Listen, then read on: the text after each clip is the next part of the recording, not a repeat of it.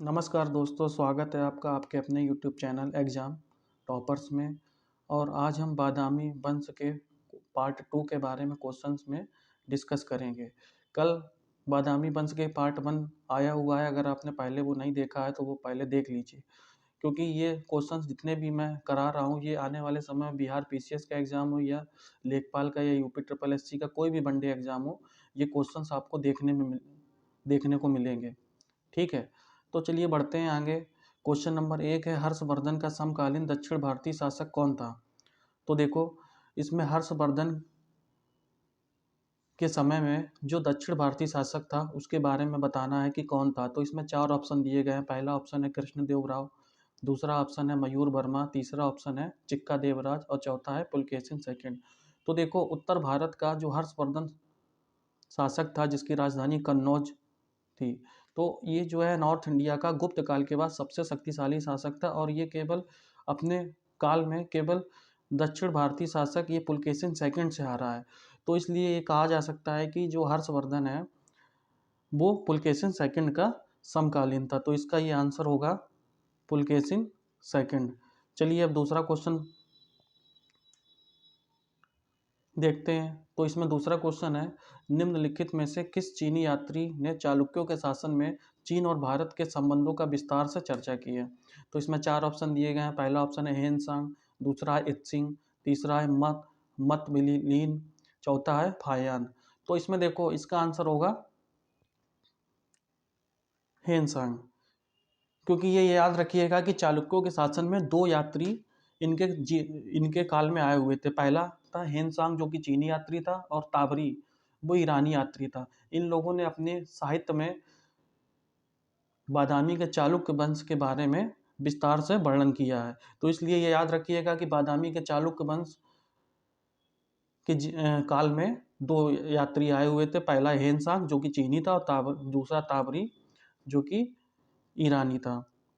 ठीक है, चलिए आगे बढ़ते हैं। तीसरा क्वेश्चन देखते हैं। संस्कृत के कवि और नाटककार कालिदास का उल्लेख करता है मीर भोज के ग्वालियर अभिलेख में, पुलकेशिन सेकंड के एहोल अभिलेख में, तीसरा कुमार गुप्त के करमडंडा अभिलेख में, और चौथा ऑप्शन है चंद्रगुप्त सेकंड के मथुरा स्तंभ लेख में। तो इसमें देखो, इसका आंसर होगा पुलकेशिन सेकंड के एहोल अभिलेख में। अब ये आपको पता है कि एहोल अभिलेख कहाँ पर स्थित है? बीजापुर के एहोल जगह पे स्थित है। ठीक है, तो इसका आंसर होगा पुलकेशिन सेकंड के एहोल अभिलेख में। बी ऑप्शन इसका सही होगा। ठीक है, अब आगे बढ़ते हैं। देखो, चौथा क्वेश्चन है, श्री वल्लभ उपाधि किसकी विशेषता थी? राजपूतों की, चालुक्यों की, गुप्त की और सातवाहन की? तो इसका आंसर होगा चालुक्यों की। क्योंकि देखो, जब कभी भी चालुक्य के शासक थे वो जीतते थे तो वो हमेशा 2 या 3 उपाधि हमेशा ग्रहण करते थे। एक उपाधि ये लेते थे श्री वल्लभ की, दूसरी उपाधि लेते थे श्री पृथ्वी वल्लभ की, और तीसरी उपाधि ये लेते थे सत्याश्रय की। ठीक है, तो ये 3 उपाधि ये हमेशा लेते रहे हैं।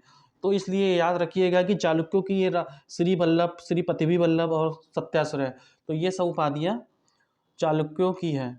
ठीक है, तो ये इस तरह से ये चौथा क्वेश्चन का आंसर हो गया बी। अब पांचवा क्वेश्चन देखो।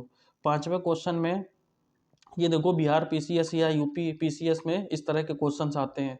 तो ये क्वेश्चन पढ़ो, निम्नलिखित में से किस स्रोत में से हर्ष और पुलकेशिन द्वितीय के युद्ध का वर्णन मिलता है?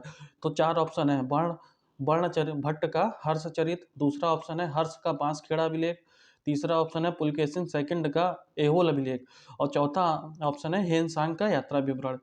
तो देखो, इसमें 4 ऑप्शन दिए गए हैं। पहला ऑप्शन है 1 और 2 सही, दूसरा ऑप्शन है 2 या 3 सही, तीसरा ऑप्शन है 3 या 4 सही, और चौथा ऑप्शन है 1 2 3 सही। तो बताइए इसमें कौन सा आंसर होगा? तो देखो, इसका आंसर है 3, 3 और 4। देखो, ये हर्ष का बांसखेड़ा अभिलेख है और वर्ण भट्ट का हर्षचरित अभिलेख है। इसमें जो है हर्ष और पुलकेशिन द्वितीय के युद्ध का वर्णन नहीं मिलता है, क्योंकि देखो जो भी उस समय अभिलेख बन रहे थे वो ज़्यादातर प्रशस्ति के रूप में होते थे। और प्रशस्ति का मतलब ये होता है कि जो कोई भी राजा शासन कर रहा है वो अपने बारे में हमेशा तारीफें लिखता था अपनी, और जो युद्ध उसने जीते हुए हैं वो ज़्यादातर वो लिखता था कि ये युद्ध मैंने जीता हुआ। वो कभी ये नहीं लिखता था कि ये युद्ध में हार गया हूँ। तो हर्ष का जो बांसखेड़ा अभिलेख है या बाणभट्ट का हर्षचरित अभिलेख है, ये हमेशा अपनी जो इन्होंने युद्ध जीते हुए हैं वो बताएंगे, ये नहीं बताएंगे कि कौन सा युद्ध वो हारे हुए हैं। और पुलकेशिन सेकंड ने ये युद्ध जीता था, इसलिए उसने अपने अभिलेख में ये लिखा हुआ है कि उसने पुलकेशिन सेकंड ने हर्षवर्धन को हराया था। और हेनसांग भी चीनी यात्री था जो हर्ष के दरबार में आया हुआ, हर्ष के दरबार में भी रहा है और पुलकेशिन सेकंड के दरबार में भी आया हुआ था। तो इसने भी अपने साहित्य में लिखा हुआ है कि पुलकेशिन सेकंड ने हर्षवर्धन को हराया हुआ था। तो इसलिए इसका ये तीसरा ऑप्शन भी सही है और चौथा ऑप्शन भी सही है। तो इसका आंसर हो गया 3 और 4 सही। चलिए अब आगे बढ़ते हैं। निम्नलिखित में से किसके प्रशासन में महिलाओं की अपेक्षाकृत अधिक भागीदारी थी? तो 4 ऑप्शन दिए गए हैं। चोलों के राज्य में महिलाओं की भागीदारी अधिक थी, या चालुक्यों के शासनकाल में, तीसरा कलचुरी के शासनकाल में, या चौथा प्रतिहारों के शासनकाल में। तो देखो, महिलाओं की भागीदारी सबसे ज़्यादा चालुक्यों के शासन में अधिक थी, क्योंकि विरूपाक्ष मंदिर का निर्माण विक्रमादित्य की पत्नी ने विरूपाक्ष मंदिर का निर्माण पडक्कल में करवाया था। तो और भी उसने बहुत सारे, जब ये आपके चालुक्यों ने पल्लवों पर विजय हासिल की थी, उसके बाद में विक्रमादित्य की पत्नी ने ये आपका विरूपाक्ष मंदिर का निर्माण कराया था। तो और सारे अभिलेखों में भी ये पता चलता है कि महिलाओं की भागीदारी चालुक्यों के शासन में अधिक थी। तो इसका ऑप्शन होगा बी, चालुक्य। चलो आगे बढ़ते हैं। 7वां क्वेश्चन है, विरूपाक्ष मंदिर का निर्माण किसने किया था? पल्लवों ने, वाकाटक ने, सातवाहनों ने, या चालुक्यों ने? तो इसका आंसर है डी, इसका निर्माण किया था, विरूपाक्ष मंदिर का निर्माण चालुक्यों ने। अभी आपको बताया है कि जब पल्लवों पर जीत हासिल की थी बादामी के चालुक्य वंशों ने, तब उसके बाद विक्रमादित्य की पत्नी ने विरूपाक्ष मंदिर का निर्माण करवाया था। ठीक है, तो इस तरह से 7वें क्वेश्चन का आंसर हो गया डी। अब 8वां क्वेश्चन है, एहोल अभिलेख के अनुसार पुलकेशिन द्वितीय ने कदम्बों को हराया था और कदम्बों की राजधानी क्या थी? तो देखो, इसमें 4 ऑप्शन दिए गए हैं। पहला ऑप्शन है बनवासी या बैजंती, दूसरा ऑप्शन है कुबलाल या कोलार, तीसरा ऑप्शन है मालवा, चौथा ऑप्शन है मान्यखेत। तो देखो, इसका आंसर होगा बनवासी या बैजंती, ये ए ऑप्शन इसका सही होगा। ठीक है, पहले बहुत सारे अभिलेखों में ये पता चलता है कि ये जो बादामी के चालुक्य वंश के लोग थे, ये पहले कदम्बों के यहाँ भी, कदम्बों के शासनकाल में सामंत की भूमिका अदा करते थे, मतलब ये सामंत का जीवन जीते थे। तो उसके बाद में ही कदम्बों पर ये अधिकार करके इन्होंने बादामी के चालुक्य वंश की स्थापना की थी। तो इसका आंसर होगा बनवासी या बैजंती। कदम्बों की राजधानी थी बनवासी या बैजंती। ठीक है, अब देखिए 9वां क्वेश्चन, एहोल अभिलेख के अनुसार किसने पताकाओं से युक्त अपनी सेना द्वारा रेवती द्वीप को घेर लिया था और मानो उसकी आज्ञा पाकर वरुण की सेना तत्काल चली आई हो? तो देखो, इसमें ये लिखा हुआ है कि एहोल अभिलेख में किसके बारे में ये लिखा हुआ है कि किसने रेवती द्वीप का मतलब ये है गोवा। तो गोवा का जो प्राचीन नाम था वो रेवती द्वीप था, और ये कोंकण प्रदेश की राजधानी थी। तो इसके बारे में ये कहा गया है कि रेवती द्वीप मतलब गोवा को किसने जीता था, और ऐसा लग रहा था, मान लो कि उसकी पताकाओं से युक्त सेना रेवती द्वीप को घेर लिया, उसकी आज्ञा पाकर वरुण की सेना तत्काल चली आई है। तो इसका आंसर है मंगलेश। मैंने आपको बताया है कि मंगलेश, ये जो बी ऑप्शन है, मंगलेश ये कीर्ति वर्मा का भाई था और पुलकेशिन द्वितीय का चाचा था। तो ये आप याद रखिएगा कि मंगलेश के बारे में ये कहा गया है। तो इसका आंसर होगा बी। चलिए अब 10वां क्वेश्चन, पुलकेशिन दो को हराकर किसने वातापी कोंड की उपाधि ली थी? तो इसका आंसर होगा नरसिंह वर्मा फर्स्ट। तो देखो, ये कैसे है, पुलकेशिन सेकंड, मैं आपको आगे चल के पल्लव के वंशों के बारे में बताऊंगा। तो उसमें पल्लव वंश का एक शासक था जिसका नाम था महेंद्रादित्य फर्स्ट। तो महेंद्रादित्य फर्स्ट को पुलकेशिन सेकंड ने हरा दिया था, और उसकी राजधानी कांची पर भी अधिकार कर लिया था और बहुत सारे क्षेत्रों को, पल्लवों के क्षेत्रों को उसने अपने साम्राज्य में मिला लिया था, इसने पुलकेशिन सेकंड ने। तो देखो, तो जब ये हार जाता है महेंद्रादित्य फर्स्ट, तो उसके बाद उसका लड़का आता है जिसका नाम है नरसिंह वर्मा फर्स्ट। तो नरसिंह वर्मा फर्स्ट अपने पिता की हार का बदला लेने के लिए पुलकेशिन सेकंड को पुलकेशिन सेकंड से युद्ध करता है और पुलकेशिन सेकंड को हरा देता है, और उसके बाद वो उपाधि लेता है बातापी कोंड। बातापी कोंड का मतलब है, तो देखो बातापी का मतलब है बादामी या बातापी, जो उसके साम्राज्य का नाम है पुलकेशिन सेकंड के, और कोंड का मतलब है अपहरणकर्ता। अपहरणकर्ता मतलब किडनैपर। तो बातापियों के राज्य का अपहरणकर्ता मतलब बातापी या कोंड के राज्य का किडनैपर कौन बना? नरसिंह वर्मा फर्स्ट। तो इसका आंसर होगा बी। ठीक है, अब देखो अगला क्वेश्चन देखो 11वां। बीजापुर जिले में स्थित विजयेश्वर के नाम का मंदिर निम्नलिखित में से किसने बनवाया था? तो इसमें 4 ऑप्शन दिए गए हैं, मंगलेश, दूसरा विनयादित्य, तीसरा विजयादित्य और चौथा विक्रमादित्य सेकंड। तो इस देखो इसका आंसर होगा विजयादित्य, इसका आंसर होगा। तो इस तरह से ये इसका सी आंसर हो जाएगा। चलो अब आगे बढ़ते हैं। 12वां क्वेश्चन है हाची मल्ली गुड्डी, ये मंदिर कहाँ पर स्थित है? तो 4 ऑप्शन दिए गए हैं, तंजौर, दूसरा एहोल, तीसरा मान्यखेत और चौथा बनवासी। तो इसका आंसर होगा एहोल। ठीक है, तो इसका आंसर भी हो गया। तो देखो एहोल को मंदिरों का नगर कहा जाता है, ये याद रखिएगा एक चीज इसकी। दूसरा इसके बारे में, ये एहोल के बारे में कहा जाता है कि एहोल जो बीजापुर जिले में स्थित थी, ये मंदिरों का नगर कहा जाता है और इसमें ये बहुत सारे मंदिरों का निर्माण एहोल में किया गया था। तो ये हाची मल्ली गुड्डी का मंदिर है, ये भी मंदिर एहोल में ही स्थित है। तो इसका आंसर हो गया बी। ठीक है,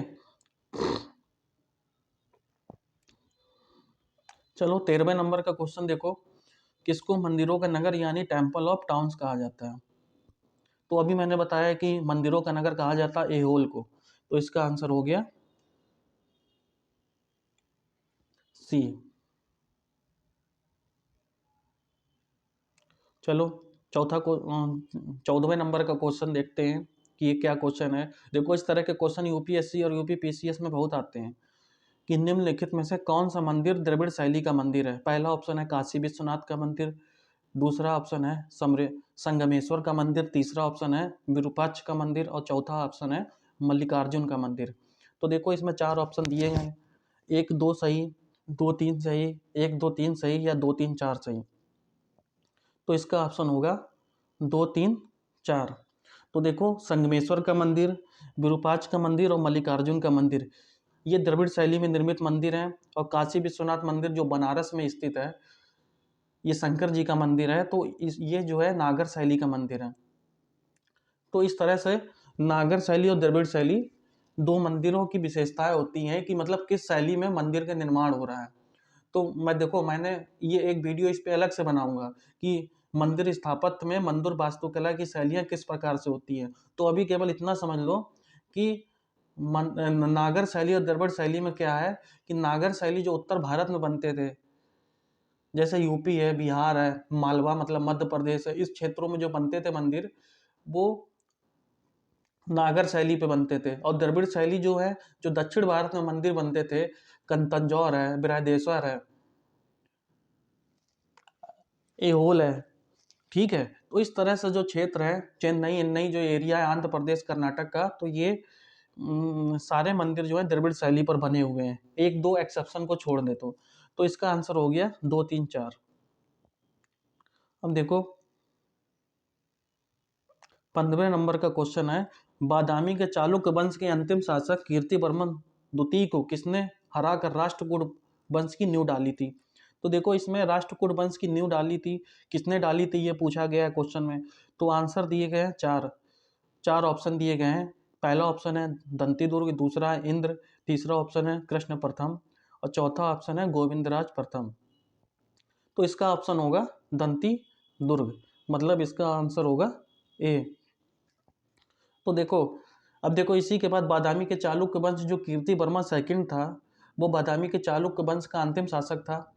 तो वो उसको हराकर राष्ट्रकूट वंश की नींव दंती दुर्ग डालता है। तो इतिहास में कहा भी गया है कि एक वंश की कब्र दूसरे वंश के लिए नींव का कार्य करती है। मतलब ये है कि एक वंश की नींव जो है वो दूसरे वंश की कब्र पे बनती है। तो ये बात आप याद रखिएगा कि एक वंश का उदय होता है तो दूसरे वंश का विनाश होता है। तो दंती दुर्ग जो इनके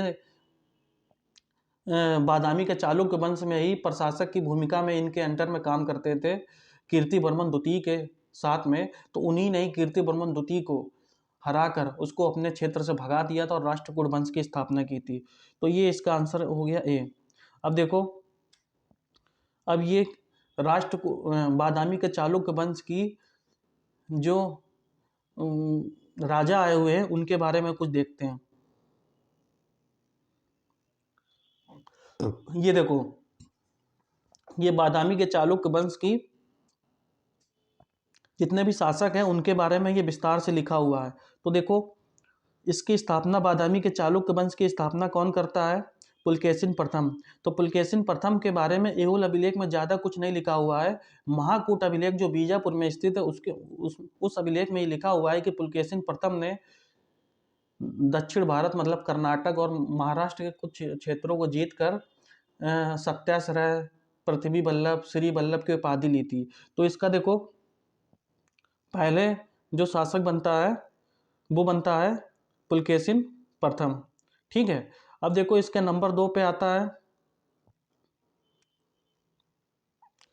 कीर्ति वर्मन प्रथम। तो कीर्ति वर्मन प्रथम जो है वो पुलकेशिन प्रथम का लड़का होता है और इसकी भी ये भी जो एक महत्वाकांक्षी शासक होता है कीर्ति वर्मन प्रथम। तो कीर्ति वर्मन प्रथम क्या करता है? ये कदम्बों को जीतता है। कदम्ब जिसकी राजधानी बनवासी मैंने आपको बताई थी, उसको जीतता है।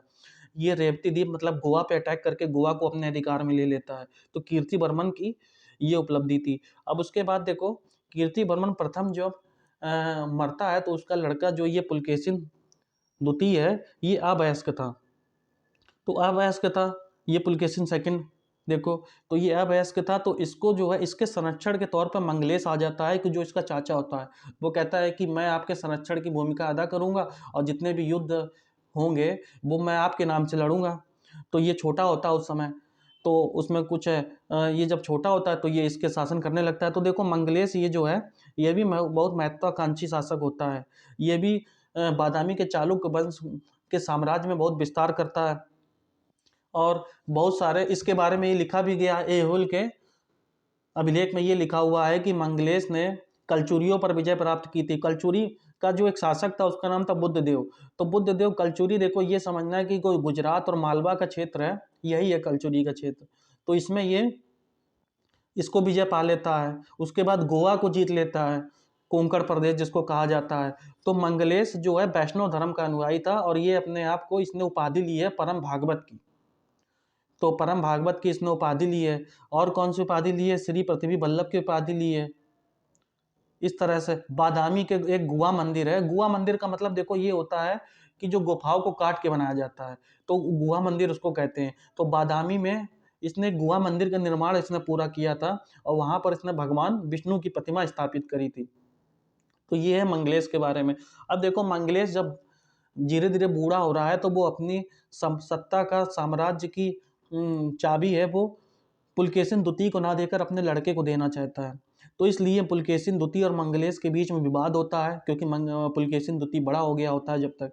तो पुलकेशिन द्वितीय मंगलेश को हरा देता है और पुलकेशिन द्वितीय पूरे साम्राज्य की बागडोर अपने हाथ में ले लेता है। इस तरह से पुलकेशिन द्वितीय क्या करता है कि एक तो मंगलेश को हराता है और अपने विद्रोहियों को अपने राज्य में कंट्रोल करता है। ठीक है, तो ये पुलकेशिन द्वितीय है। पुलकेशिन द्वितीय अब शासक बन जाता है। तो ये आपको पता है कि पुलकेशिन द्वितीय बहुत ही महत्वाकांक्षी साम्राज्यवादी शासक था। ये क्या करता है? कदम्ब जो राजधानी कदम्बों की थी बनवासी, उस पर विजय प्राप्त करता है। दूसरा, गंग वंश को जीतता है, जिसका राज्य जो है गंगवाड़ी के नाम से प्रसिद्ध था, तो ये उसको जीतता है। तीसरा, ये कोंकण प्रदेश को जीतता है और मालवा और गुर्जर प्रदेश को भी जीतता है। और पांचवा, ये हर्षवर्धन को भी हराता है, और हर्षवर्धन जो साउथ में अपनी सीमा का विस्तार करना चाहता था, तो उसको भी ये हराता है। तो देखो ये 5 चीज़ें करता है मेनली। 5 चीज़ें कौन सी करता है? पहला, ये कदम्ब राज्य पे विजय करता है। दूसरा, गंग गंगवाडी जो प्रदेश था उसको जीतता है। तीसरा, कोंकण प्रदेश को जीतता है। तीसरा क्या करता है? मालवा और गुर्जर प्रदेश को जीतता है। और पांचवा, हर्ष से युद्ध करके उसके साम्राज्य विस्तार के सपने को चूर कर देता है। ठीक है, अब देखो पुलकेशिन सेकंड जो है बूढ़ा हो जाता है, तो मर जाता है जब ये, तो इसके बाद इसका कौन सा शासक आता है? तो ये आता है विक्रमादित्य फर्स्ट। तो विक्रमादित्य देखो फर्स्ट जो होता है, ये भी बहुत ही शक्तिशाली और साम्राज्यवादी शासक होता है, और ये अपने नाम से उपाधियां लेता है। अभिलेखों में जो इसकी उपाधि मिली है वो एक तो महाराजा धीराज मिली है, परमेश्वर मिली है, पृथ्वी वल्लभ मिली है। तो इस तरह से इसकी विक्रमादित्य फर्स्ट की बारे में ये उसकी उपाधियां मिली हुई हैं। तो इसके शासनकाल में चालुक्यों से, पल्लवों से भी इसका युद्ध होता है। तो ये विक्रमादित्य फर्स्ट है। उसके बाद आता है विनयादित्य और विजयादित्य। ठीक है, विनयादित्य आता है, फिर विजयादित्य आता है, और इसके बाद में ये 8वें नंबर का शासक आता है जिसका नाम है विक्रमादित्य सेकंड। तो विक्रमादित्य फर्स्ट सेकंड भी अपने वंश का सबसे शक्तिशाली अंतिम शासक होता है, क्योंकि विक्रमादित्य सेकंड के बाद जो उसका लड़का कीर्तिवर्मन द्वितीय होता है वो इतना शक्तिशाली शासक नहीं होता। इसी को हरा के दंती दुर्ग अपने राष्ट्रकूट वंश की नींव डालता है। तो देखो ये है आपका विक्रमादित्य द्वितीय और कीर्तिवर्मन द्वितीय। तो इस तरह से ये 9 शासक हैं। यही आपको टेबल याद रखनी है, और उसके बाद बादामी के चालुक्य वंश के अलावा इसमें कुछ नहीं है। अब हम लोग कल मिलेंगे और इसमें राष्ट्रकूट वंश के बारे में जानेंगे कि राष्ट्रकूट वंश में कौन कौन से क्वेश्चन आते हैं और कौन सी चीज़ें इंपॉर्टेंट हैं। तो ठीक है दोस्तों, कल मिलते हैं। जय हिंद दोस्तों, नमस्कार।